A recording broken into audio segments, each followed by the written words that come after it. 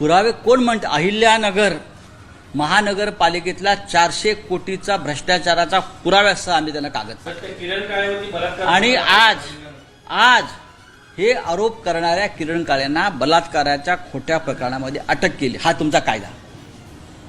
किरण काळे यांनी गेल्या 8 दिवसामध्ये अहिल्यानगरला मोठं आंदोलन उभं केलं। 400 कोटीचा रस्ते घोटाळा, त्यानंतर तो एक IT पार्क घोटाळा संग्राम जगतापांचा। ह्याच्यावर एका बोलणाऱ्या माणसाचा तोंड दाबण्यासाठी काय करावं सरकारने?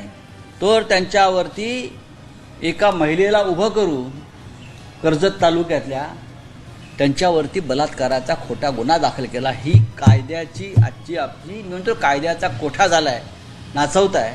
पण हे गरम पडेल प्रकरण लक्षात घ्या। किरण काळे यांना ज्या पद्धतीने अटकेत टाकलं, याआधी सुद्धा आमच्या एका माजी महापौरावरती असाच गुन्हा दाखल केला या संग्राम जगतापने, कारण तो आंदोलन करत होता। या राज्यामध्ये देवेंद्र फडणवीस आंदोलनाचा अधिकार आम्हाला नाही। हा कोणता कायदा आहे? कोणते खोटे गुन्हे तुम्ही दाखल करताय?